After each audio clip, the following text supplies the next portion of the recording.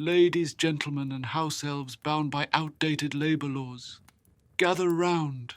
I'm about to roast the boy who lived so I could make fun of him. Brace yourselves. This is going to be so scorching you'll think fiend fire's a mere birthday candle. Ah, Harry Potter, the boy who lived twice. How are you still a thing? Seriously, folks, this is the kid who's supposed to defeat me. He can't even get a decent haircut. What's up with that, Harry? Did you conjure that style from the How Not to Blend In manual? Let's talk about your marvelous skill set, shall we? You've got this uncanny ability to be perpetually bad at spells while constantly surrounded by books. You're in a library bigger than my ego, and you can't master Accio to save your life. Well, actually, you did. Once. By accident, I think. And let's not forget your most fearsome weapon, your eyes. Ah, yes, those emerald green windows to the soul, always looking puzzled, as if you're constantly facing a boggart that's taken the form of a math problem. You love Quidditch. You really do. It's the only sport where you can fly around on a stick and still not be the weirdest thing in the game. It's the perfect sport for you, Harry.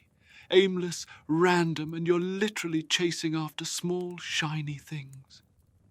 Oh, and speaking of small and shiny, that's Scar.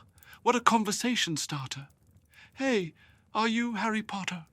No, I'm just a guy with a lightning bolt on his forehead. Of course I'm Harry Potter. You're the only one who can make a life-threatening injury look like a failed arts and crafts project. But let's get down to brass tacks here. You've been trying to stop me since you were 11. 11. When I was 11, I was already plotting world domination. You were stuck with the Dursleys, learning how to spell cat. So, go ahead, Harry. Get your wand, form an army, call it Dumbledore's Army, or Potter's Pals, or whatever feels age-appropriate for you. Just remember, I've survived for decades, and you've been stumbling through 7 years of education. Good luck, you'll need it. 7 years at Hogwarts, and what do you have to show for it? A couple of broken wands, a godfather in the afterlife, and a pet owl that, spoiler alert, doesn't make it. If your life were a report card, it'd read, plays well with mudbloods and house elves, but generally clueless.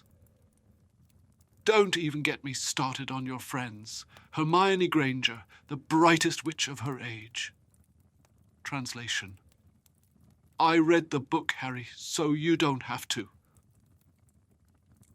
You know you're scraping the bottom of the friendship barrel when your smartest friend thinks a time turner is a good solution to an overpacked class schedule. Then there's Ron Weasley, the human equivalent of a remember-all, clearly showing something's wrong but can't quite tell you what it is. Ah, Ronald, the only wizard in history to make chess seem like an extreme sport.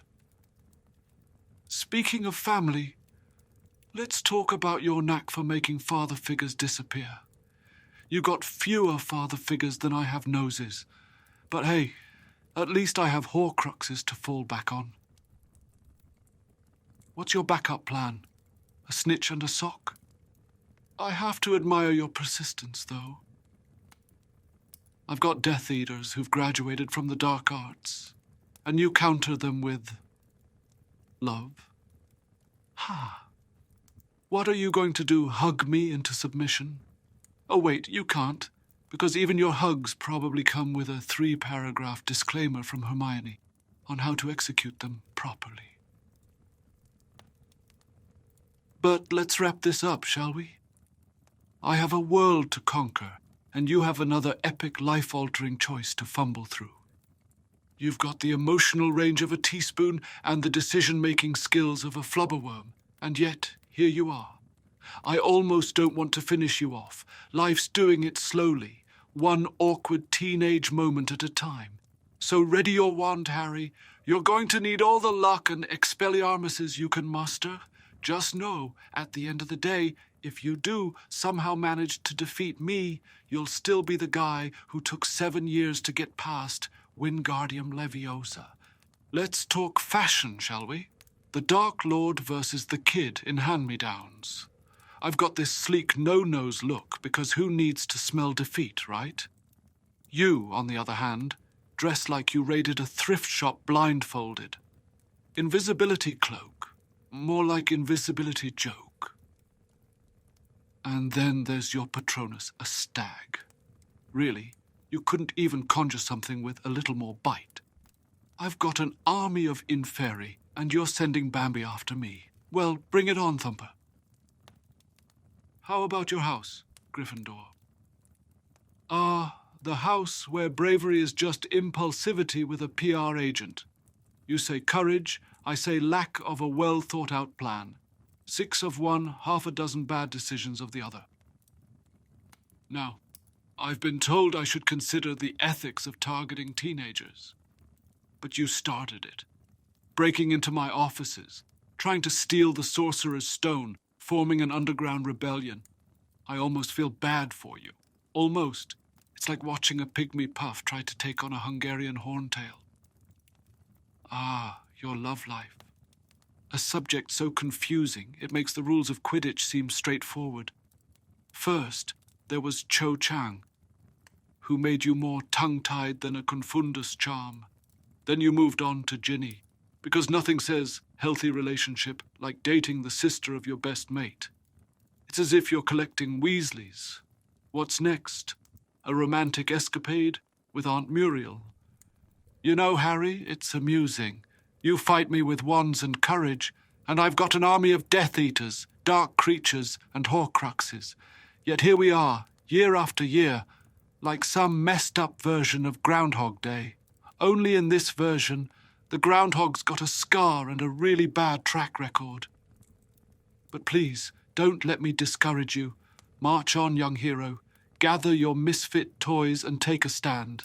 After all, it wouldn't be a fair fight without you missing a spell or two, just to keep things interesting.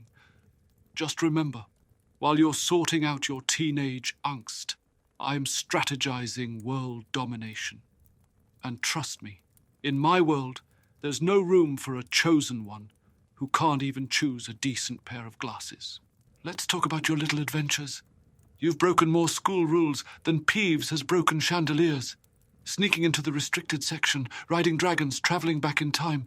Seriously, if they gave out points for rule breaking, Gryffindor would never lose the House Cup. And your obsession with dark, creepy places. The Forbidden Forest, the Chamber of Secrets, the Department of Mysteries. Is it an adrenaline junkie thing? Or are you just particularly bad at choosing vacation spots? TripAdvisor's worst nightmare. That's what you are. And then there's your horde of loyal followers. Dobby, a house elf with a sock fetish. Neville Longbottom, who started off as a walking disaster and somehow stumbled into heroism. And Luna Lovegood, who's, well, as stable as a Niffler in Gringotts. With a crew like that, who needs enemies? Speaking of enemies, your little club, the Order of the Phoenix, sounds like something out of a fast food kid's menu.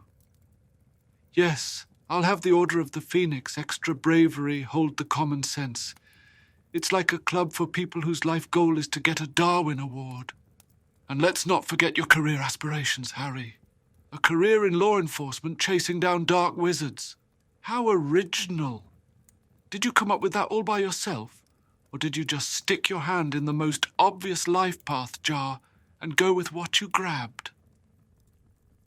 But before I go on an eternal monologue here, because trust me, let's sum this up.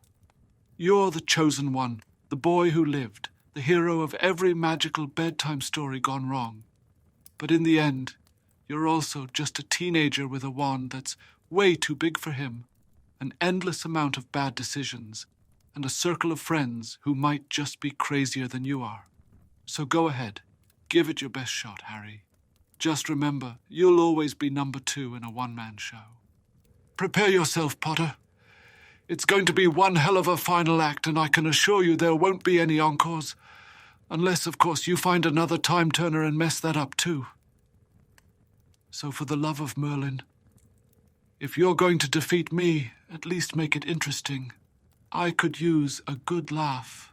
To conclude this magical tale of woe and ineptitude, I want to thank you all for being the captive audience of this one-night-only performance, because let's face it, Harry's not making it to a sequel.